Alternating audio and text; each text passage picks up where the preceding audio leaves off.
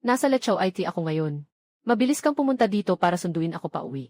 2:00 na ng madaling araw ngayon. Tumawag ka para ipasundo ako. Medyo masyado bang nakakaabala? Hindi naman ako driver mo.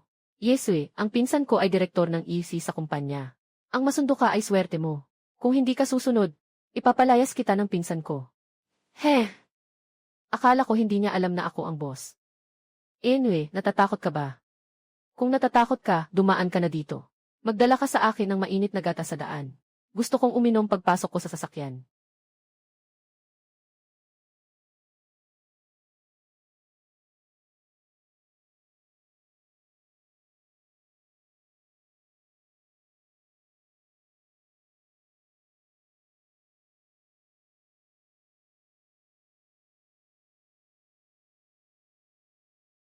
Ikaw ba ang teknikal na manggagawa sa workshop ng kumpanya? Kagabi nakita kitang nagmamaneho sa Jinxu community. Dito ako nakatira. Pwede mo ba akong ihatid sa daan? Ako na ang namamahala sa libo-libong tao. Pero ganito pa rin ang utos sa akin. Grupo ng Shishan. Magsimula na tayo agad. Nagmamadali ako.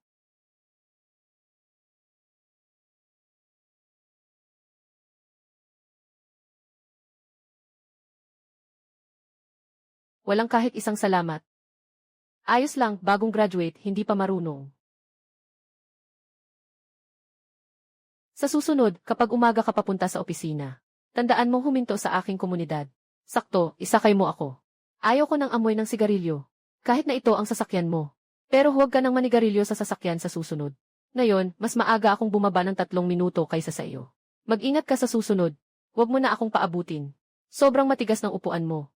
Bukas, pakisiguradong bigyan mo ako ng malambot na cushion. Hindi ko masyadong gusto ang kulay ng sasakyan mo. Kapag may oras ka, maglagay ka ng pink na vinyl wrap. Chayan Group.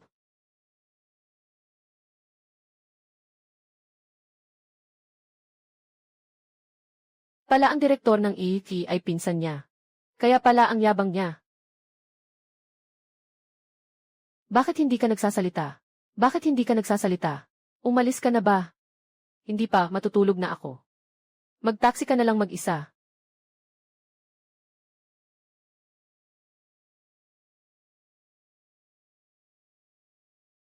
Nabaliw ka ba at naglakas loob kang iwanan ako sa telepono?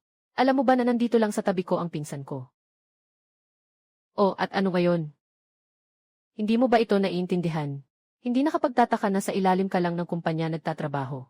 Sinasabi ko sa'yo, inimbitahan ko ang pamilya ng pinsan ko para kumanta at uminom ngayong araw. Kung mayroon ka lang kaunting talino, mabilis na dumaan ka at tulungan akong ayusin ang bayarin sa gift. At ihatid ang grupo namin isa-isa pa uwi. Mag-iwan ka ng magandang impresyon sa pinsan ko. Kung nasiyahan ka sa ginawa mo para sa amin, maaari kong isaalang-alang na magsalita ng mabuti tungkol sa iyo. Sa oras na iyon, isang salita lang ng pinsan ko. Maaaring ilipat ka mula sa workshop papuntang opisina. Isang magandang plano talaga. Hindi pa nga sapat na ako na ang driver. Gusto mo pa akong gawing tanga? Sigurado ka ba na isang salita lang ng pinsan mo ay mapapapromote at mapapalitan agad ako ng posisyon? Malaki nga ang kapangyarihan ng EC Director. Pero hindi pa rin sapat para basta-basta maglipat ng posisyon. Ang pagtatalaga at pagtanggal sa mga mid-level pataas ay kailangan ng approval ng Vice President, lalo na kung adjustment sa core positions. Kailangan dumaan sa meeting ng mga executive, at ang huling pag-aproba ng mga prosesong ito ay laging napupunta sa mesa ko. Kailangan ng pirma at kumpirmasyon ko. Siyempre naman. Sasabihin ko sa'yo, noong nakaraang buwan, may isang matagal ng empleyado sa marketing department, na dahil lang sa pagtatalo nila ng pinsan ko. Nasa warehouse na ang pinsan ko. Yung tao ay nagtrabaho sa kumpanya ng 6 na taon. Sinasabi na inilipat lang siya. Hindi man lang nakasagot. Kaya huwag kang magpakita ng kawalang galang. Ang kakayahan ng pinsan ko sa kumpanya, hindi mo kayang isipin bilang isang mababang empleyado. Tama, may kakayahan siya noong nakaraang buwan. Magandang empleyado ang inilipat sa bodega. Noong panahong iyon, sinabi ng vice-presidente na siya ang nag-apply. Hindi ko akalain na si Chenzi ang may gawa nito. Mukhang may impluwensya ang pinsan mo sa kumpanya. Ngayon mo lang nalaman. Sabi ng pinsan ko, pagkatapos ng ilang panahon, ilalagay niya ang lahat ng tao sa pamilya namin sa kumpanya. Palalawakin natin ang impluwensya ng pamilya natin sa bawat departamento. Sa oras na mangyari yon, buong kumpanya, kami na ang masusunod. Talagang magaling ang direktor ng EUC. Hindi maliit ang ambisyon niya. Kung ganito ang ginagawa ng pinsan mo, hindi ba siya natatakot malaman ng boss? Sabi ng pinsan ko, ang may-ari ng kumpanya ang pinakamayamang tao sa aming lungsod. Mayroon siyang pinamamahalaang mahigit 10 malalaking negosyo. Hindi niya talaga nabibigyang pansin ang kumpanya namin. Na pinakamaliit na sangay, basta wala ang boss. Kayang-kaya ng pinsan ko ang maghari-harian dito.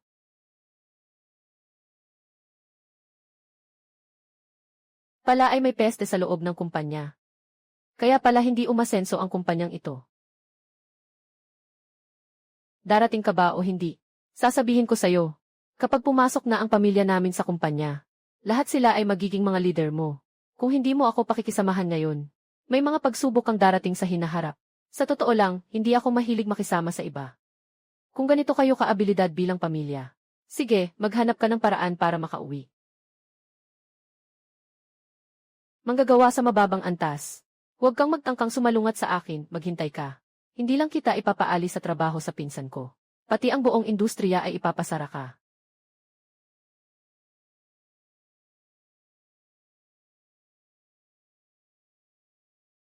May hawak akong higit sa 10 kumpanya. Ang yaman ko ay higit sa 100 bilyon. Nangyari ito dahil sa banta ng isang intern.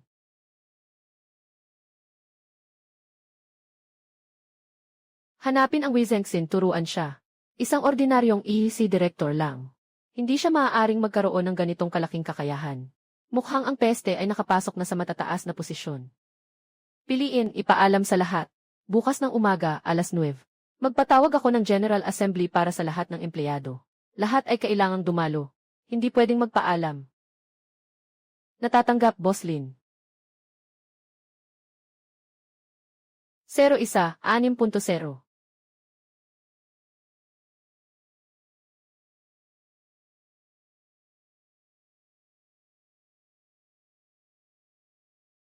Shengshan Group.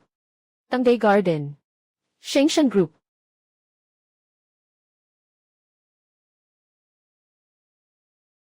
Pinsan. Siya nga. Ikaw yung manggagawa sa workshop na ng insulto sa pinsan ko. Sino ba ang kumuha sa'yo dito? Bakit hindi kita nakita dati? Director Chen. Matagal ka na rin sa kumpanyang ito, mahigit 5 taon na. Kilalang kilala mo ba ang mga nasa itaas? Kailangan mo bang malaman? Anong ibig mong sabihin? 5 taon na ako sa Human Resources. Sino bang mataas na opisyal ang hindi ko pa nakikita? Huwag mo akong paikutin dito. Pinsan. Kahit ikaw na GC Director, hindi mo pa siya nakita. Ibig sabihin, pumasok siya dito sa pamamagitan ng koneksyon. Tanggalin mo na siya agad. Kaya pala may padrino ka. Hindi na ako magtataka kung bakit wala kang pakiramdam. Dahil ikaw ang naghahatid sundo sa pinsan ko. Nang 1 buwan, papayagan kitang manatili sa kumpanya. Pero kailangan mong sundin ang mga sumusunod na kondisyon. 50,000 ang bayad sa koneksyon. Direktang ipadala sa personal kong account. Kung hindi, isang salita ko lang. Pwede kitang paalisin sa kumpanyang ito dahil sa koneksyon mo. Kailangan mong tiyakin na araw-araw mong ihahatid at susunduin ang pinsan ko sa trabaho. At dapat sundin mo lahat ng sasabihin niya. Ano man ang hilingin niya, dapat mong gawin. Kahapon, hindi mo sinunod ang pinsan ko at hindi mo kami sinundo. Kailangan mong magbigay ng sapat na kabayaran para dito. Ang pamasahe sa taxi, ikaw ang magbabayad ng 1,000. Ang gastos sa pag-inom at pagkanta ay 4,000. At ang pinsan kong babae ay hindi nakatulog buong gabi dahil sa iyo. Bayad sa mental na pinsala, 10,000. Ngayon, ang kabuang utang mo sa amin ay 65,000. Cash o bank transfer. Kung hindi niya agad ibigay ang pera, mawawala ang trabaho niya. Noong nakaraan, may isang sumagot kay Director Chen. Kinabukasan, bakante na ang pwesto. Bakit pa naman sa iba? Bakit pa naman kay Director Chen? Ngayon, delikado na. Para makapasok sa kumpanya, ang Shengtayan Group. Kailangan bang magbigay ng 5,000 halaga ng koneksyon, ang Shengtayan Group? Depende sa sitwasyon.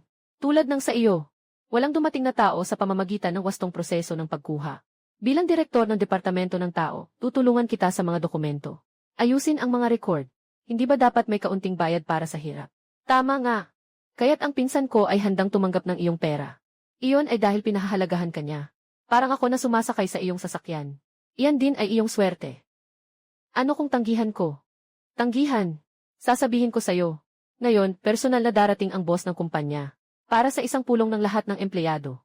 Sa oras na iyon, kailangan ko lang banggitin sa harap ng boss Na ikaw ay isang koneksyon na pumasok ng labag sa patakaran sa Shinkayan Group. Hindi mo lang mawawala ang trabaho mo, pati ang nagpasok sa iyo sa Shinkayan Group. Maging ang taong nagrekomenda sa iyo ay madadamay rin sa Shinkayan Group. Kaya mas mabuti pang pag-isipan mong mabuti. 65,000 para sa kapayapaan ng loob. Hindi ka lugi dyan. Kuya, talaga bang pupunta ang boss ng kumpanya ngayon? Ang Vice President ay nagpadala ng abiso sa grupo ng maaga. Kailangan talagang nandito ang lahat. Kapatid na lalaki, alam mo ba kung anong uri ng babae ang gusto ng boss natin? Tingin mo ba may pagkakataon ako? Bata ka at maganda. Walang lalaki ang makakatanggi. Ito rin ang dahilan kung bakit kita kinuha sa kumpanya. Hintayin mo ang pagdating ng boss. Gagawa ako ng paraan para ipakilala ka sa kanya. Kung makuha mo ang puso ng boss, saka tayo talaga aangat bilang pamilya. Kapatid, huwag kang mag-alala. Gagawa ako ng paraan para magustuhan ako ng boss. Hindi ka type ng boss. Wala kang alam, ikaw ay isang probinsyanong walang kwenta. Bilisan mo at ibigay mo na ang perang dapat ibigay. Kung hindi, kapag naging misis na ako ng presidente. Kahit gusto mong makisipsip at magpakabait sa akin, hindi ka nakarapat-dapat. Huling beses kitang tatanungin. 65,000. Ibigay mo ba? O hindi? Hindi. Dahil hindi mo alam ang iyong kabutihan. Huwag mong sisihin ako kung hindi ako magiging magalang. Security. Agad na itapon ang taong ito na iligal na nagtatrabaho sa mababang antas. Palabas.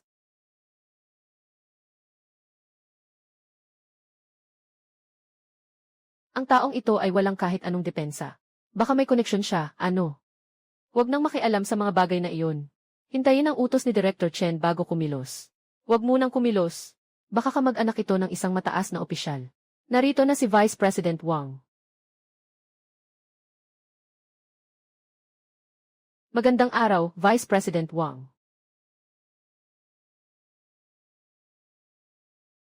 Anong nangyayari? Bakit lahat ay nagtipon sa pintuan ng kumpanya? Vice President Wang. Kakakuha ko lang ng impormasyon na may isang empleyado sa kumpanya natin na pumasok nang hindi dumaan sa tamang proseso. Hindi siya dumaan sa opisyal na recruitment, basta na lang siya nakapasok. At napakasama pa ng ugali ng taong ito. Hindi lang siya nakikipagtulungan sa investigasyon. Bastos pa siya sa akin. Kaya gusto ko siyang paalisin bago dumating si boss. Para hindi siya makita ni boss. Kung hindi kapag nagkita sila, lagot tayo. Hindi lang siya pumasok sa likod. Pati na rin ay sinubukan ang interes at hilig ng boss. Nagsalita ng walang galang sa boss. Ganitong tao. Dapat agad na itaboy. Ano? Bakit siya may lakas ng loob na magsalita ng walang galang sa boss? Bilisan mo, dalhin mo ako tignan. Sino ang may ganitong tapang? Siya ang walang kwentang tao na ito.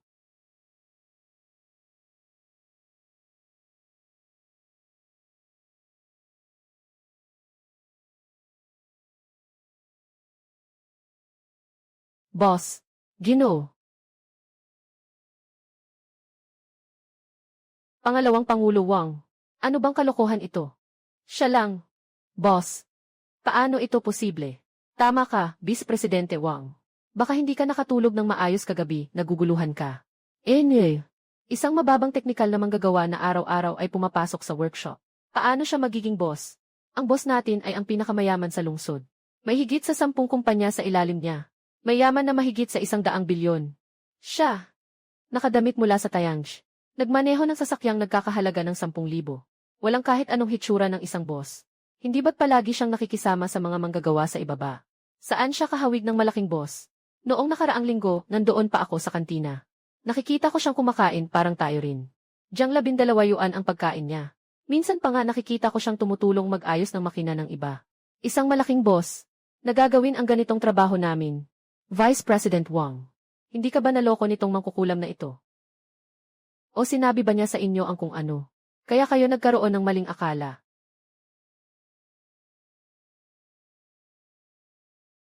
Tama na ba ang sinabi mo, Vice President Wang? Siguradong naloko po kayo ng manlolokong ito, hindi ba? Oh, Chenzi, tumahimik ka. Matigas pa rin ang ulo mo. Ginoong Lin, pasensya na. Kulang ako sa pamamahala. Naging walang galang ang mga empleyado ng kumpanya. Naging dahilan ito ng iyong pagkabigo. Ginoong Chen, ano sa tingin mo ang dapat nakatangian ng isang boss ng kumpanya? Hindi dapat siya katulad mo. Nagsusuot ng mumurahing damit, nagmamaneho ng luma at sira-sirang kotse. Araw-araw nakikihalubilo sa mga manggagawa sa loob ng pabrika. Oh, Ano dapat ang gawin ng isang boss? Magsuot ng mamahaling suit. Magmaneho ng magarang kotse. Umupo sa opisina at mag-aircon lang. Ang boss ay ang mukha ng ating kumpanya. Siyempre, dapat may anyo ang boss. Tingnan niyo siya. Mula ulo hanggang paa. Saan ba dito ang kahit anong katangian ng isang boss? Tama nga. Tama ang sinabi ng pinsan ko. Kung ikaw ang boss, nilinis ko na ng husto ang pintuan ng kumpanyang ito. Tahimik na kayong lahat. Madalas akong magulat ng trabaho kay boss. Paano ko naman siya mapagkakamalan? Siya ang tagapagtatag ng kumpanya natin. Chairman at CEO. Lin Tianqing. President Lin. Si Ginoong Lin ay karaniwang nananatiling mababa ang profile. Upang mas maunawaan ang tunay na sitwasyon ng kumpanya. Araw-araw siyang nakasuot ng uniforme. At kumakain sa kantina. Pati na rin sa pagpasok sa workshop para magtrabaho. Lahat ito ay para sa personal na karanasan. Sa kalagayan ng mga empleyado sa linya. Ang layunin ay upang matukoy ang mga problema sa kumpanya. Kayo, nagawa niyo ang malaking gulo.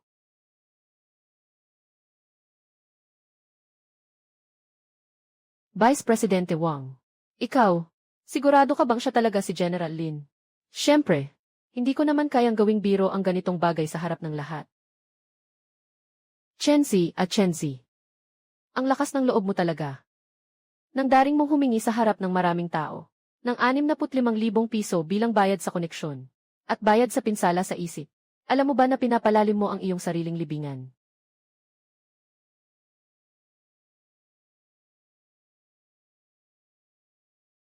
Hindi.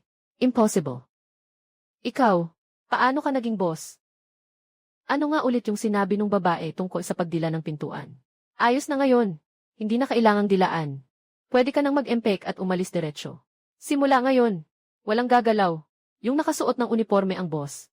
Si Director Chen ay napasubo ngayon. Alaynan. Boss Lin. Talagang parang baha na sumugod sa templo ng Dragon King. Kayo talaga. Bakit hindi ninyo agad sinabi na kayo pala ang may-ari ng kumpanya? Kung sinabi niyo lang agad ang totoong pagkakakilanlan ninyo, hindi ko sana kayo binirong ganito. Nagbibiro. Nga. Talagang nagbibiro lang. Yung 6,500 na sinabi ko dati, ay naglalaro lang ako sa inyo. Kayo, isang malaking boss. Hindi naman ito dapat seryoso, di ba? Ha. Ginoong Lin. Naglalaro lang ako sa inyo. Tawag dito, walang away, walang pagkakaibigan. Isipin mo, bakit hindi ako sumakay sa ibang sasakyan? Sadyang sumakay ako sa iyo. Ibig sabihin, may koneksyon tayong dalawa. Ito ay lahat ay itinakda ng langit. Ginoong Lin, kayo ay may malaking puso. Siguro hindi ninyo ako pagbibigyan ng sama ng loob, di ba?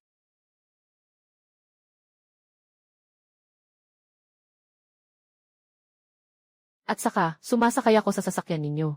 Iyon ay para bigyan kayo ng karangalan, di ba, Shengtian Group? Shengtian Group, isipin ninyo. Isang magandang dalaga na araw-araw ay sumasakay sa sasakyan ninyo. Ang sinabing iyon ay nakakabighani. Lalo lang siyang nalulugmok ngayon. Nahihiya na ako para sa kanya. Huwag ka nang magsalita, Ginoong Chen. Kung mamamatay ka, ayos lang. Huwag mo kaming isama, kami na tumulong sa iyo kanina. Lukian Ken. Luksin yan. Boss Lin. Bakit po? Hindi ba sinabi mo kanina na kung ako ang may-ari ng kumpanya, lilinisin ko ang pintuan ng kumpanya hanggang sa maging malinis ito? Bawat salita niya ay parang naniningil ng utang. Boss Lin. Ako, nagbibiro lang ako noon. Paano mo naman ito naging seryoso? Ginoong Lin, panahon na para sa pulong. Lahat ng empleyado, magtipon sa silid pulong. Shengshan Group, nakasuspindi muna. Pupunta muna ako para tahiin ang bibig ko. Sa loob ng silid pulong, wala akong sasabihin. Huwag nang mag-aksaya ng oras. Darating din ang dapat dumating. Mga tumulong, mga nanood, mga kumilos.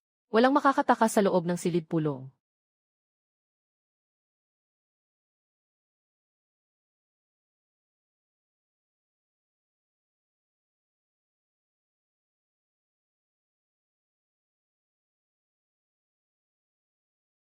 Ngayon ay may pagpupulong na ito. May ilang bagay na kailangang ayusin. Unang bagay, Ginoong Wang. Noong nakaraang buwan, may isang matagal ng empleyado sa marketing na inilipat sa bodega. Gaano mo ito kaalam? Si Hansing mula sa marketing. Nagtatrabaho siya sa marketing ng 6 na taon. Maganda ang kanyang performance palagi. Noong panahong iyon si Director Chen ang nagsumite ng aplikasyon para sa pagbabago ng posisyon. Sinabi niyang si Lao Han mismo ang kusang humiling na mailipat ng posisyon. Na-verify mo na ba ito?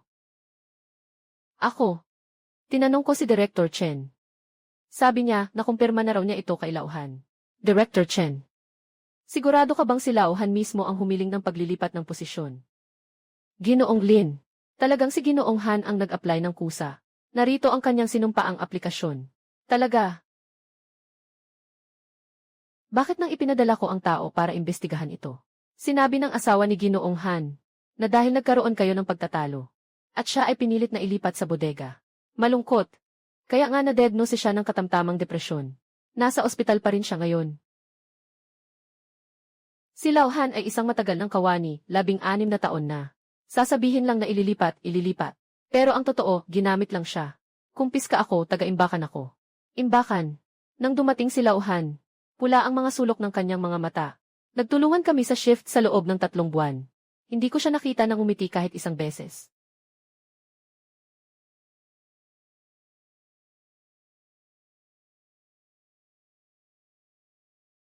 Ginoong Lin. Sa pagitan nito, maaaring mayroong hindi pagkakaintindihan. Si Lao Han ay talagang Chenzi. Sigurado ka bang gusto mong ipagpatuloy ito sa harap ng lahat ng empleyado? Magpatuloy ka lang.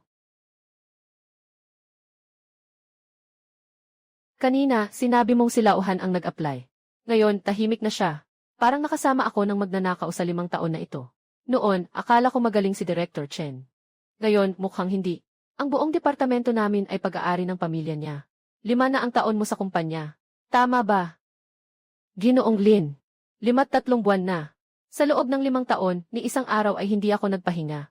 Sobrang nag-alala para sa kumpanya. Sobrang nag-alala. Tama ka dyan, Lin. Alam mo naman na hindi maganda ang kita ng kumpanya nitong mga nakaraang taon. Bilang si Director, ako ang nag-hire at nagtatanggal ng tao. Kailangan kong asikasuhin ang lahat, loob at labas.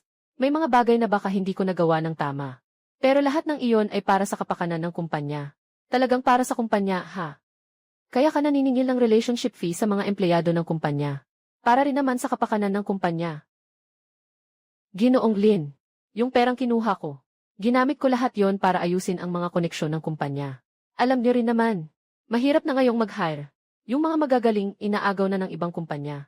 Kung hindi ako gagastos para makipag-ugnayan, paano tayo makakakuha ng pinakamahusay na talento para sa kumpanya? Lin, hindi mo lang dapat tingnan kung magkano ang natanggap ko. Dapat mong tingnan kung gaano karaming halaga ang naibigay ko sa kumpanya. Sige, sabihin mo nga, gaano karaming halaga ang naibigay mo sa kumpanya? Sa loob ng 5 taon. Hindi bababa sa 300 empleyado ang na-recruit ko para sa kumpanya. Ang kabuang sweldo ng mga taong ito bawat taon ay humigit kumulang 20 milyon.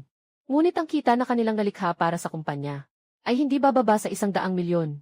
Ginoong Lin, bilangin mo nga, hindi ba't mataas ang return on investment na ito? Sa 300 tao, kalahati sa kanila ay umalis na sa loob ng 6 na buwan. Nabilang ba niya ang turnover rate? Nabilang ba niya kung magkano ang ginastos sa pagkuha ng tao?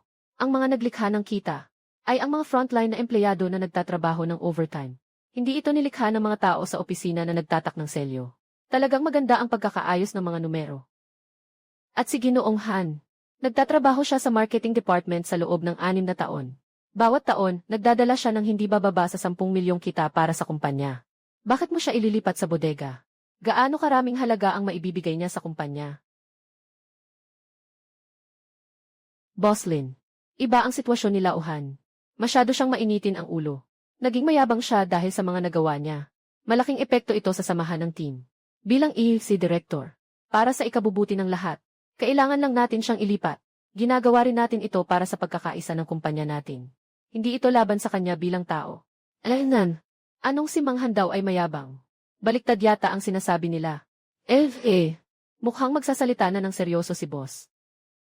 Anong walang galang? Isipin ang pagkakaisa ng kumpanya. Siyempre, si Lao Han ay hindi sumusunod sa iyo. Dahil sa paglalagay ng mga kamag-anak at kaibigan sa kumpanya. Kaya siya ay nagbigay ng opinyon. At sa huli, ikaw ay nagalit sa kanya. At nagpakita ng masamang hangarin. Chenzi, alam ko na ang lahat ng ginawa mo sa kumpanya sa mga nakaraang taon. Nagawa ko ng imbestigahan ito ng mabuti. Sa loob ng 5 taon, ginamit mo ang iyong posisyon para tumanggap ng suhol. Nagbago ng mga tungkulin ng labag sa batas. Ng banta at nanggugulo sa mga katrabaho. Nakipagsabuatan sa mga supplier sa loob at labas. Pagsisinungaling sa mga gastos sa pagkuha. Pagsasamantala sa budget ng departamento, ang mga ganitong kilos ay seryosong lumalabag sa mga patakaran ng kumpanya at lumalabag sa batas. Ipinapahayag ko, simula ngayon, tinanggal na sa posisyon si Chenzi bilang direktor ng Human Resources.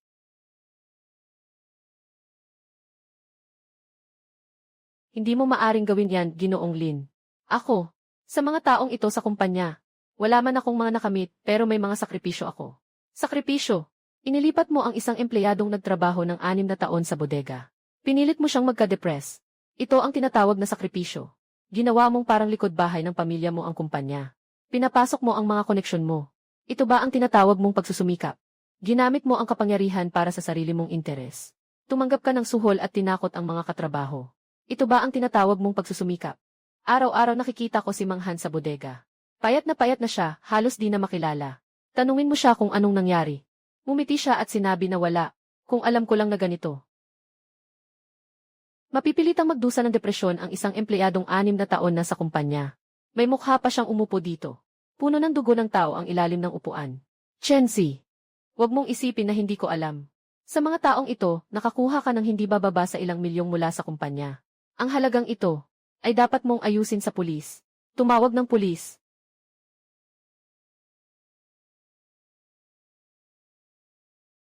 Limang taon na. Nandyan siya sa posisyong ito sa loob ng 5 taon. Bigla na lang bumagsak.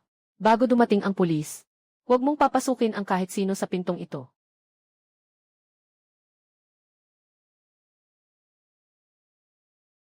Lukiankian, anong gusto mong sabihin? Ginoo Lin, alam ko na mali ang nagawa ko noon.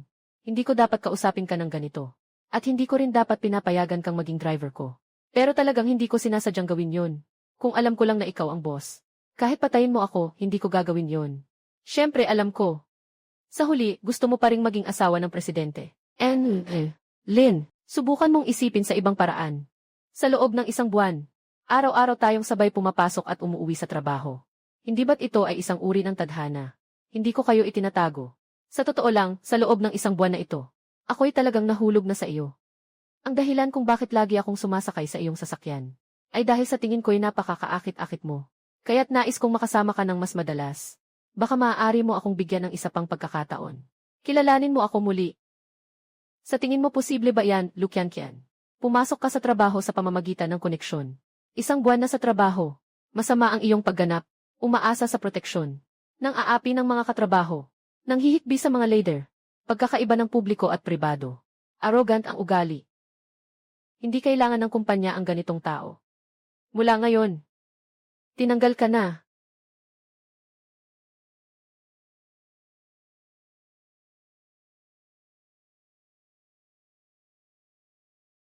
Hindi ang kumpanya ay para sa ilang tao lang. At hindi ito isang lugar na pwedeng gawing walang batas. Simula ngayon, magkakaroon ang kumpanya ng isang panloob na pagsusuri na grupo. Para sa lahat ng departamento sa pagkuha at promosyon. At isang komprehensibong pagsusuri ng proseso ng paglipat ng posisyon. Ang mga may problema ay dapat na kusang magpahayag. Maaaring maging magaan ang parusa ng kumpanya. Ang mga nahuli ko ay ipapasa sa mga otoridad. Pagkatapos ng pulong, pupunta ako sa EUC para kusang magpahayag. Huwag lang sanang ipasa sa mga hukuman. Kakatapos ko lang noong nakaraang buwan ayon sa utos ni Ginoong Chen na mag-report ng dagdag na gastos sa pagkuha. Hindi ko ginastos kahit 1 sentimo mula sa perang iyon. Sinasabi ko na ito ay kusa na.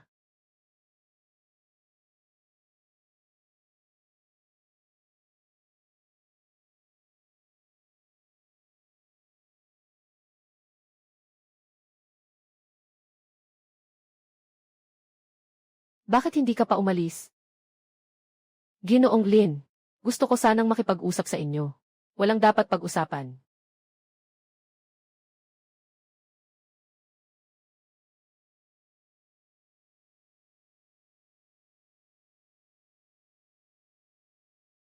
Ginoong Lin, hindi mo ako pwedeng tanggalin ng ganyan. Ang dahilan kung bakit ako ganyan sa iyo dati, ay dahil hindi ko alam na ikaw ang boss. Kung ibang tunay na manggagawa sa workshop, ang tinrato ko ng ganito, tanggalin mo pa rin ba ako? Gagawin ko.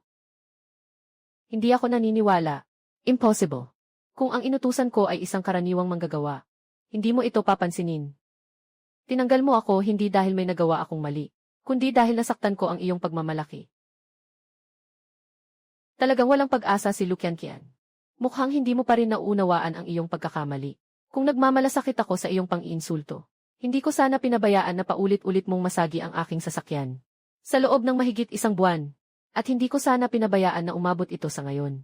Pinaalis kita, dahil sa iyong pang-aabuso sa kapangyarihan, at pagsasamantala sa mga kasamahan. Kaya, Ginoong Lin, ayaw mo ba sa akin? O sinasabi mo bang tanggalin mo ako? Tanggalin mo ako. Dahil natatakot kang magustuhan mo ako.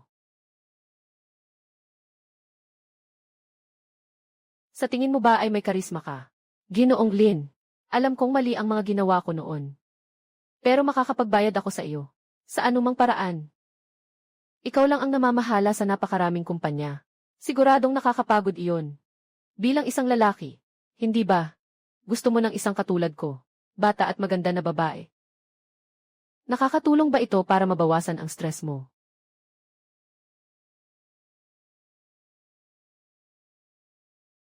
Lukian-kian, Lukian-kian, kung gusto mong gamitin ang ganitong paraan, para biglang umasenso, mas mabuti pang kalimutan mo na ang ideyang yan.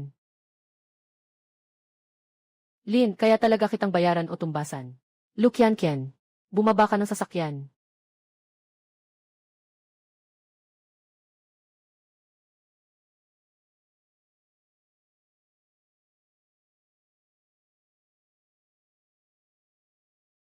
Akala mo ba kapag tinanggal mo ako at ang pinsan ko, ayos na ang lahat? Akala mo ba ang kumpanya mo ay talagang matatag at buo? Lesiu, akala mo ba nitong 5 taon? Tanging ang pinsan ko lang ang kumikita sa kumpanya. Sinasabi ko sa'yo, may tao siyang mas mataas sa kanya. Huwag kang mangahas na ganyanin kami. Magsisisi ka.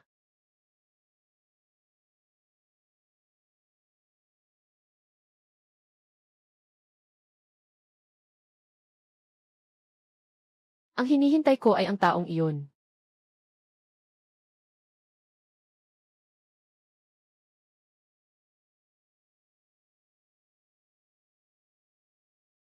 May nangyaring masama kay Ginoong Lin. Si Chenzi at si Lukian-kian ay nag-post ng maraming maling impormasyon online. Talagang napakasama ni Ginoong Lin. Talagang napakasama ni Ginoong Lin. Ang mga opisyal ay nag-post ng maraming maling impormasyon online. Ngayon, ang opinyon ng publiko ay lumalala na. Talagang napakasama ni Ginoong Lin. Ngayon, ang opinyon ng publiko ay umuusok na. Sa internet, ang mga paninira laban sa iyo ay laganap. Sa tingin mo, kailangan bang mag-ayos ng pahayag para linawin ito? Hindi naman kinakailangan. Magandang araw, ako si Chenzi. Isa akong matagal ng empleyado ng Shengtayan Group. Nagtatrabaho ako sa Shengtayan Group ng masigasig sa loob ng 5 taon. Wala akong isang araw na pahinga. Sa loob ng 5 taon, nagtatrabaho ako ng overtime para sa kumpanya hanggang sa maospital. Naghahanap ng tao na halos magmakaawa na ako. 00, 2,601, 02 naghahanap ng tao na halos magmakaawa na ako. Zenan, naghahanap ng tao na halos magmakaawa na ako. Ginawa ko ang lahat para sa kumpanya. Umaasa lang na ang kumpanya ay umangat pa. Pero paano ako tinrato ng aking boss? Hindi lang niya ako tinanggal sa trabaho. Pinalabas pa niya na ako ang may kasalanan at siniraan ako. Dahil doon, napilitan akong magbayad ng milyon-milyong piso nang wala akong kasalanan. Hindi ko kinaya ang nangyari. Inatake ako sa puso. 3 araw akong naospital at nilalabanan ang buhay ko. 3 araw bago ako nakaligtas at nabuhay. Niba at ang lahat ng ito. Dahil lang sa pinsan kong intern na babae. Bagong pasok pa lang sa trabaho. Hindi pa niya alam ang mga paligoy-ligoy. At hindi rin niya alam kung sino ang boss. Kaya nakisabay lang siya sa sasakyan ng boss. Pero napahiya siya ng boss sa harap ng lahat. Sinabi pang pumasok lang siya dahil may koneksyon. At agad siyang tinanggal sa trabaho. Ngayon, ako'y nalugmok na walang yaman at walang tao. Ang aking kalagayan ay may malubhang sakit. Ang buhay ng pinsan ko ay puno ng paghihirap. Hindi lamang siya nahihirapang makahanap ng trabaho. Sinasabihan pa siya ng mga taga-suporta ng kanyang boss. Sinasabi nilang wala siyang hiya. Umaasa lamang siya sa koneksyon. Araw-araw, siya'y umiiyak. Ako at ang pinsan ko ay mga karaniwang manggagawa lamang. Wala kaming koneksyon. Walang suporta. Hindi kami makakalaban sa mga malalaking boss. Ngunit naniniwala ako na may katarungan pa sa mundong ito. Mayroong hustisya. Umaasa akong matutulungan kami ng lahat. Tulungan kaming makuha ang aming katarungan. Sa totoo lang, hanggang ngayon, hindi ko pa rin alam kung saan ako nagkamali. Ang nakita ko lang, may tao sa kumpanya na sumabay sa akin. Kaya sinubukan kong makiusap na isama niya ako sa daan niya. Palagi naman akong nagpapasalamat pagkatapos noon. Saka pa nga, sinubukan kong alukin siyang bayaran ang gasolina at toll. Napakaingat ko na. Napakamagalang ko na rin. Bakit niya ako tinatarget ng ganito? Dahil lang ba hindi ko siya nakilala bilang boss? Kaya ganito niya ako pinapahiya. Isa lang akong bagong graduate na estudyante. Paano ko naman malalaman na ang isang malaking boss ay magpapanggap na mahirap at maglalakad-lakad sa opisina araw-araw? Puno ng pag-asa akong pumasok sa trabaho. Araw-araw akong nag-o-overtime hanggang madaling araw, nagsusumikap magtrabaho. Ngunit dahil sumakay sa sasakyan ng boss, ay nahiyang pinahiya at tinanggal sa trabaho. Talaga bang makatarungan ito? Ibig bang sabihin ay pwedeng gawin ng mayayaman ang gusto nila? Dapat bang mamatay ang mga empleyado sa kamay ng kanilang boss? Hindi ako sang-ayon. Ano ang ibig sabihin ng masamang tao, may mga masamang boss? Ano ang ibig sabihin ng pang-aapi, may dahilan ka pa? Ano ang ibig sabihin ng mga ganid na amo, inaapi ka na nga, sila pa ang may ganang magreklamo? Ganyan ang itsura ng mga sakim na boss. Ipakita natin ito sa mas maraming tao para makita ng lahat. Ngayon, hindi tayo magsasalita para sa magkapatid na iyon. Ngayon, hindi talaga tayo magsasalita para sa magkapatid na iyon. Ngayon, hindi tayo magsasalita para sa kanila. Sino ang magsasalita para sa atin bukas? Narinig ko tungkol kay Boss Lin. Sinaktan pa ng mga gwardya si Chen Xi hanggang sa mabali ang kanyang mga binti. Ngayon, nakahiga siya sa ospital. Hindi nakakapagtaka, nakasuot siya ng hospital gown. Hindi nakakapagtaka na nakasuot siya ng hospital gown. Hindi nakakapagtaka na nakasuot siya ng hospital gown. Narinig ko mula sa mga tao na siya ay pinasok doon dahil sa pagkakasaktan. Talaga palang pinasok siya dahil sa pagkakasaktan. Maligayang pagdating, ako ay isang legal na vlogger sa X platform. Ako ay isang legal na vlogger sa X platform, si Lian Lizzy, na nag-analyze ng kasong ito, bumaliksik siya. 16,327 maligayang pagdating sa pakikinig. Ngayong gabi ay live tayong mag-uusap tungkol sa kasong ito, 47, 2. Isa 3.27 ngayong gabi ay live tayong mag-uusap tungkol sa kasong ito, ako ay live na nag-uusap. 163, 27 ngayong gabi ay live tayong mag-uusap tungkol sa kasong ito, 47. Maligayang pagdating sa pakikinig, ako ay nag-uusap sa live na Linshay tungkol dito, napaka-interesante, 47 maligayang pagdating sa pakikinig. 176.22 maligayang pagdating sa pakikinig. Walang kailangan na ipahayag na pahayag si Shen King sa ngayon. Hayaan silang tapusin ang kanilang palabas. Manood tayo ng palabas. CJ. Ang ganitong mapagsamantalang boss dapat isabit sa poste ng ilaw. Ano naman kung sumakay lang ng sasakyan ang dalaga? Kailangan bang maging ganito kapeti ang malaking boss? Hindi ba ang presidente ng Shengshan Group ang pinakamayaman sa lungsod natin? Ang yaman-yaman na, pero napakakitid pa rin ang utak. Suportahan ang mga kapatid sa kanilang karapatan. Huwag hayaan ang ganitong masamang amo na makaligtas.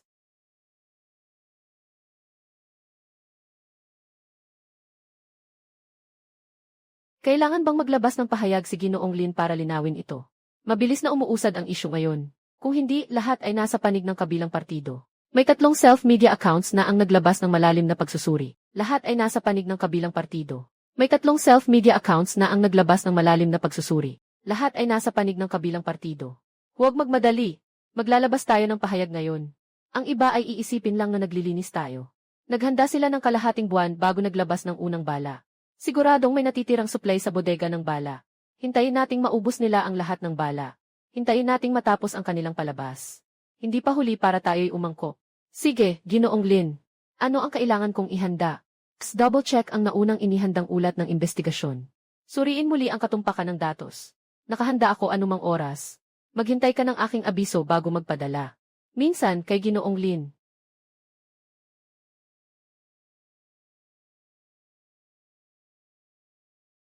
Tandaan, ang pagpupulong na ito ay napakahalaga.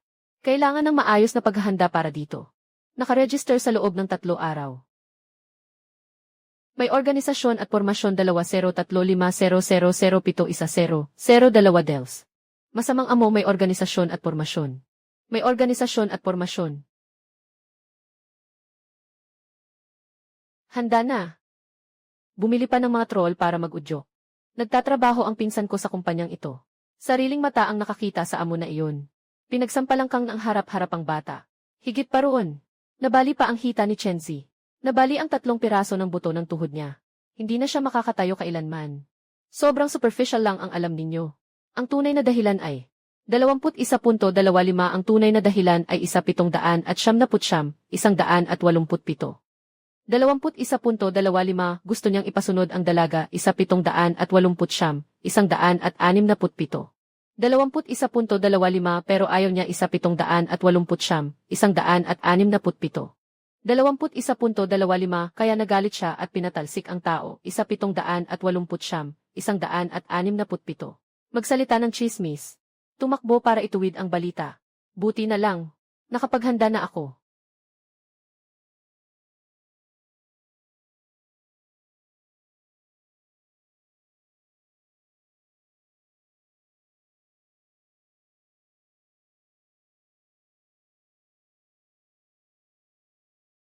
Boss na may pusong tupa. Talaga bang patas ito? Kaya ba ng mayayaman na gawin ang gusto nila?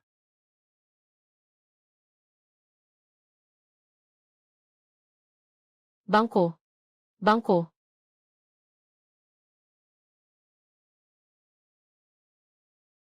Siya iyon. Ikaw si Lin Tianqing. Ikaw na masamang amo. Ano bang galing ang pang-aapi sa mga batang babae? Lumabas ka na. Kung may lakas ka, lumabas ka at harapin kami. Tama. Lumabas ka na. Noong nang aapi ka, ang lakas-lakas mo, di ba? Bakit ngayon natatakot ka?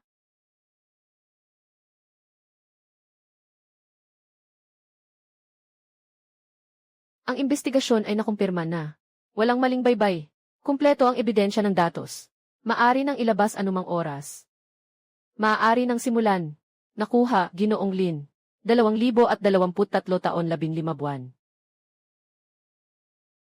Kalamangan ng taon, 214.5 kabuang taon 2, 4 puntos, 120,805. Kabuang halaga ng isang beses 42, 41,133, 0,413, 00 panandang pandagdag 3.05, 45, 20,47.00, 234, 69, 13.00 panandang pandagdag 0, 00, 45, 21.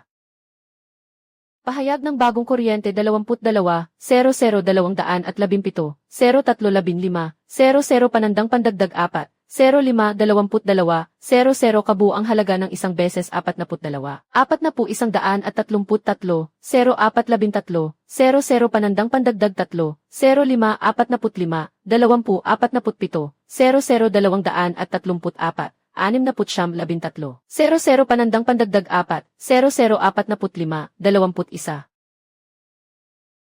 43, 00 225, 43 14 na, 00 panandang pandagdag 3, 30 21, 20, 00 217, 0315, 00 panandang pandagdag 3, 05 22, 00 kabuang halaga ng isang beses 42, 4130, 0 413, 00 panandang pandagdag 3, 05 45, 20.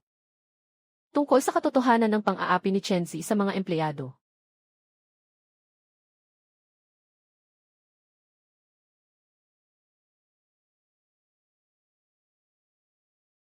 Hanksing, huwag kang magmalaki.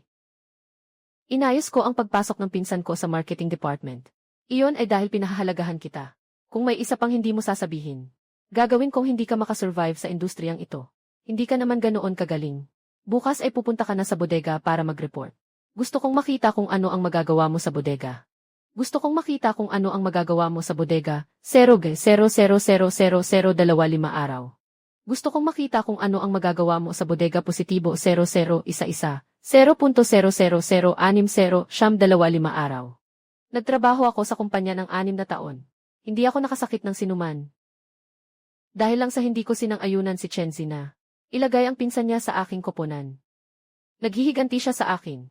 Inilipat ako sa bodega. Simula noon, araw-araw akong walang tulog at nag-aalala. Hindi ako makakain.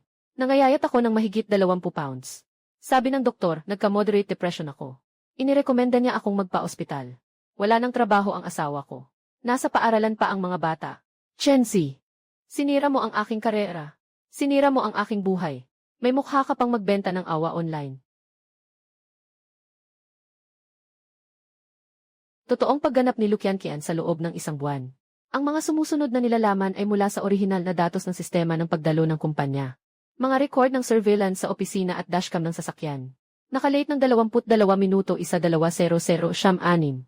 Nakalate ng 35 minuto noong Martes. 17, 28 petsa nakalate ng 27 minuto noong Miyerkules. 28-17, 28 petsa walang card noong Huwebes. Nakalate ng 41 minuto noong Biyernes. Sandali lang. Araw-araw na nakalate ng hindi bababa sa 20 minuto. Hindi ba't sinabi niya sa video na nagtatrabaho siya hanggang madaling araw-araw-araw? Kahapon dahil sa salitang iyon. Naawa ako at nag-donate ng 50 yuan sa kanya. Sana hindi naman nagkakamali ang surveillance, di ba? Kaya't nagtatrabaho siya hanggang madaling araw. Pero umalis na ng kalahating oras ng maaga. Punong-puno ng pag-asa, nagtatrabaho siya ng mabuti. Sa oras ng trabaho, nag-selfie siya sa cellphone. Katatapos ko lang tulungan siyang murahin ang boss. Ngayon, parang tanga ako. Mga katrabaho, pakiusap, makinig. Kapag natanggal, hindi na kailangang magsulat ng resignation letter. Diretso na lang mag-record ng video na nag-out. Kopyahin lang ang script ni Lukiankian. Basta't walang alaala ang internet. Bago lumabas ang ebidensya, ang lahat ay naniniwala sa luha. Ano yan? Ang mga sumusunod ay mula sa dashcam ng pribadong sasakyan ni Boslin. Orihinal na audio na otomatikong na-save. Ang mga sumusunod ay orihinal na recording na otomatikong na-save mula sa sasakyan ni Boslin na sumasaklaw sa panahon ng unang buwan ng pagpasok ni Lukiankian sa kumpanya. Saklaw ng oras, unang buwan ni Lukiankian sa kumpanya. Ikaw ang teknikal na manggagawa sa workshop ng kumpanya, tama. Kagabi, nakita kitang nagmamaneho papunta sa Jinxiu Subdivision. Doon ako nakatira. Dinaan mo lang ako sa daan.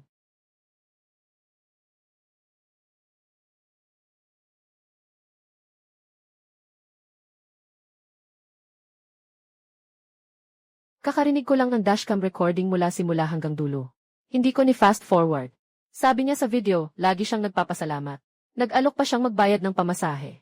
Sa recording, kung may isang beses siyang nagsabi ng salamat, talo ako. Wala ni isa. Napansin mo ba? Sabi niya sa video na nagmakaawa siya para makasakay sa sasakyan. Sa recording, agad siyang umupo sa loob ng sasakyan pagkatapos buksan ang pinto. Diretso siyang nagbigay ng utos. Maingat! Napakamagalang. Hindi man lang siya gumamit ng salitang pakiusap. Katrabaho ko siya. Nasa tapat lang ng pwesto ko ang kanya. Hindi siya nagtatrabaho ng overtime hanggang madaling araw-araw-araw. Nagsisimula siyang mag-makeup tuwing 5:00 ng hapon. Nakita ko ito ng aking sariling mata. Ngunit dati hindi ko ito masabi. Natatakot akong mabash sa internet. Ako ay nag-edit ng mga video. Yung tunog ng heart monitor sa video niya ay isang nakatakdang template na sound effect. Compare sa editing software. Malalaman mong galing ito sa library ng materyales. Lahat ng maikling video tungkol sa fifth. Gamit ang iisang clip. Totoong nasa ospital. Hindi na kailangang maglagay ng tunog ng monitor sa background. Para hindi malaman ng manonood na nasa ospital siya. Ako ang nurse sa pribadong ospital na iyon. Wala kaming silid pang emergency para sa cardiology sa aming ospital. Wala pa nga kaming outpatient clinic para sa cardiology. Pang-check-up at pang-araw na intravenous therapy lang ang ginagawa namin. Kumuha siya ng video sa aming ospital at umalis na. Hindi man lang siya nakatulog sa unan. Nagtawanan ang mga kasamahan ko nang makita ang video. Pero walang naglakas loob na magsalita. Natatakot silang mabash online. Ngayon ang ebidensya ay nailabas na. Sa wakas, makakapagsalita na ako. Ang mga sumusunod na larawan ay kinunan. Matapos ang mga sinabi sa video ni Chenzi, nalabis na nagdusa matapos maalis. Sa loob ng kalahating buwan, bawat larawan ay may kasamang orihinal na oras ng pagkuha, at mga patunay ng mga transaksyon mula sa ikatlong partido. Pumasok na sa proseso ng pag-iingat ng ebidensya. Pumasok na sa proseso ng pag-iingat ng ebidensya 202.21. 0 siyam isa isa siyam. 0 siyam per isa. Lukiankian. Kaya ito pala ang buhay mo sa nakaraang kalahating buwan. Na punong-puno ng luha araw-araw. Ang ibinayad mong refund, sa isip ko, sinungaling, anong ginagawa mo sa akin? Talaga bang ganito ka? Gusto ko ng pera. Talagang kailangan ko ito. Nag-donate ako ng 200 pesos sa kanyang video. Sahod ko isang buwan ay 4,000 lang. Sa tingin ko, hindi madali para sa mga batang babae na nagsisimula pa lang sa trabaho. Ngayon, sinabi niya sa akin. Ginagamit niya ang pera ko para uminom ng red wine at magpa-manicure. Ako ay isang abogado. Bawat screenshot sa anunsyo na ito, bawat recording ay naipreserba bilang ebidensya. Ito ay isang patunay na ipinamamalas. Ipinakita lang niya ang ebidensya sa iyo. At hinahayaan ang publiko na humusga. Kahit gaano karami ang mga troll na kinuha ni Chenzi at Lukiankian. Ang anunsyo ng sinungaling at ang anunsyo, ako ay nagkamali, nakita ko ang anunsyo, nagkamali, hindi ito kayang talunin ng isang tunay na ebidensya. Ang labanan sa korte ay tungkol sa ebidensya. Hindi ito tungkol sa kung sino ang mas malakas umiyak. Yancy, anunsyo, nagkamali ako. Kumagat ng napakaraming pera. May mukha pa siyang magbenta ng awa online. Naniniwala ako sa'yo, naniniwala akong inosente ka. May mukha pa siyang magbenta ng awa online. Naniniwala akong inosente ka. Noong nakaraang gabi, nagpuyat ako para magsulat ng komento at suportahan siya. Noong nakaraang gabi, nagpuyat ako para magsulat ng komento at suportahan siya. Pagkagising ko kaninang umaga, nalaman kong ang suporta ko ay pinakain sa isang malaking daga. Si Lukian Kian ay sumasakay sa sasakyan ng iba at mapili pa. Talagang akala mo prinsesa ka na. Ano namang masama kung may sasakyan siyang nagkakahalaga ng daan-daang libo? Pagpasok niya, nagsimula na siyang mag-utos. Gusto niyang palitan ng pink na kulay ang sasakyan. Sa'yo ba ang sasakyan na iyon? Pumili ka lang ng kulay. Nakakainis. Tama. Sa video, ang mga sinasabi ay maganda kapag nagmamalupit. Kung ako ang boss, hindi ko kayang tiisin ang 3 araw. Siya, tiisin ang 1 buwan. Itong magkapatid. Napasama pa ang mga matagal ng empleyado sa depresyon at na ospital. Sila pa ang nagiging biktima online. Sobrang walang hiya naman ito. Nakita niyo na ba ang litrato ng Korean star? Pumayat siya ng mahigit 20 pounds. Ang buong pamilya ay umaasa sa kanya lamang. Sa tingin ko, masyadong mabait ang boss na ito. 1 buwan na siyang pinabayaan kahit na naaksidente sa sasakyan. Kung ako yun, sa unang araw pa lang, pinapalayas ko na siya. At napansin niyo ba, na siya ay inatake sa social media ng buong 2 araw. Nabasag ang cellphone. Naka-edit ang larawan ng patay. May mga tao sa paligid ng sasakyan na kinukunan ang bintana. Hawak na hawak niya ang lahat ng ebidensya. Walang kahit isang salita na nauna niyang inilabas. Kung ikaw ang nasa sitwasyon, makakayanan mo ba? Sa totoo lang, hindi ko kaya. Kaya ang katotohanan ay, isang peste sa kumpanyang nalulugi. Ang pinsan niyang pinasok sa trabaho gamit ang koneksyon. Nagbebenta ng awa online. Nagbebenta ng awa online, 100. Binabaliktad ang katotohanan, bumibili ng trolls para magpakalat ng chismis. Gustong sirain ang boss sa internet. At kami na ginamit lang bilang kasangkapan. Paano namin haharapin ang lahat ng iyon? Inakusahan tayo ng ating boss ng 2 araw. Mamatay ka na, Linzong. Naghihirap si Linlin. Pumunta si Linzong. Mamatay ang buong pamilya ng Stormbringer. Tama na, tingnan ang anunsyo sa opisyal na website ng Shengtayan Group, Go Linzong.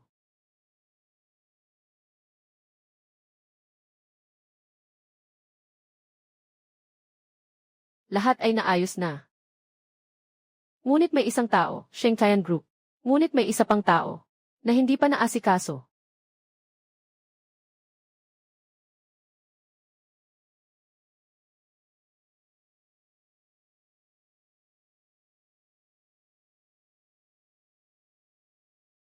Ginoong Lin, hinahanap niyo ako. Si Chenzi ay ililigtas sa pagkakataong ito. Gumagawa ka ng ganitong palabas. Ikaw ang tumutulong sa likod, di ba? Inaasar mo ako, Ginoong Lin. Tapat po ako sa inyo. Paano ko magagawa ang ganitong bagay? Tapat na tapat.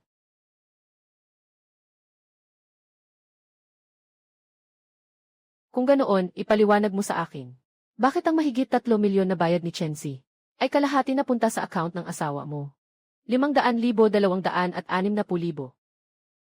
Boss Lin, ito. Siguradong isang malaking hindi pagkakaintindihan ito. Hindi pagkakaintindihan. Malinaw ang sinabi ni Chenzi. Buwan-buwan siyang nagpapadala sa iyo ng pera. Minsan 2 o 3,000 lang. Minsan naman umaabot ng 7 o 8,000. 2-4-1-0-0-0-0-0-0 minsan naman umaabot ng 7 o 8,000. 2-4-1-0-0-0-0-0-0 bilang kapalit, minsan umaabot ng 7 o 8,000. Ikaw ang tumulong sa kanya na itago lahat ng mga reklamo. Ikaw rin ang nag-ayos ng lahat ng internal na investigasyon para sa kanya. Ginawa mo ang EEC department, na parang pribadong teritoryo ng pamilya niya.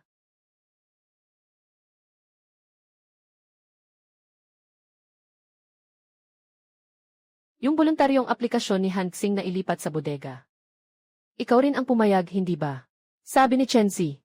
Ipapasok daw niya lahat ng kamag-anak niya, bata't matanda, lalaki't babae, sa kumpanya. Hayaan mong ang buong kumpanya ay sila na ang may kapangyarihan. Hindi siya ang may karapatang magsalita tungkol dito. Kailangan ng iyong pag-apruba bilang vice-presidente. Wang Dong, sa tingin mo ba ang kumpanyang ito ay may apelyidong Wang? Boss Lin, nagkamali ako. Talagang nagkamali ako. Nabulag lang ako sa sandaling iyon.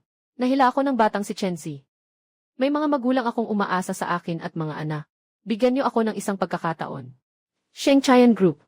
Nagkaisa kayo para saktan ang ibang empleyado habang inaabuso ang iba. Bakit hindi niyo naiisip na bigyan sila ng pagkakataon? Assistant Shen. Tawagin mo ang security paakyat.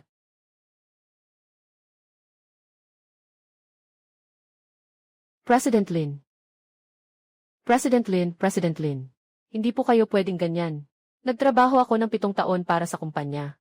Kahit wala akong nagawang malaking ambag, naghirap pa rin ako. Ang mga paghihirap mo, 7 taon ka nang binabayaran ng mataas na sahod ng kumpanya. Pero tinulungan mo si Chenzi na apihin ang mga empleyado at pagtakpan ang korupsyon. Ginawa ninyong parang sariling jihin ang kumpanya. Ikaw at si Uncle Mao na ang bahalang magkwenta niyan. Pagkakataon. Pamilya. 7 taon.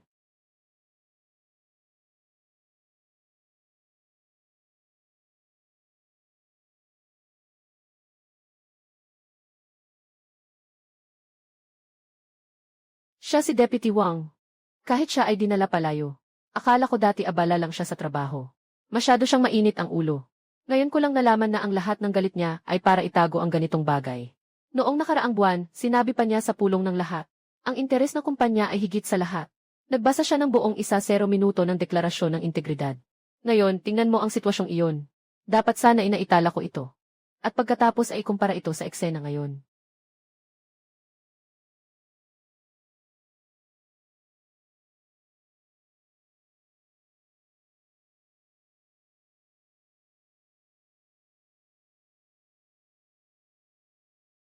Pito 7-2-0-7-2-0-2-5-2-5-0.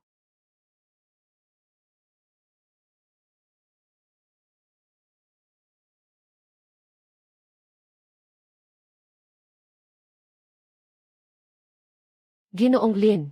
Salamat sa iyo. Ito ang dapat kong gawin. Assistant Shen. Aanunsyo ang buong grupo ng investigasyon. Sheng Chayan Group. Saklaw ay pinalawak sa lahat ng kumpanya, Sheng Chayan Meituan. Bawat departamento, bawat tao, Sheng Chayan Group. Bawat departamento, bawat tao. Kahit sino ang mahuli. Kahit gaano kataas ang posisyon niya. Kahit gaano kalakas ang koneksyon niya. Mahigpit ang pagpapatupad ng batas.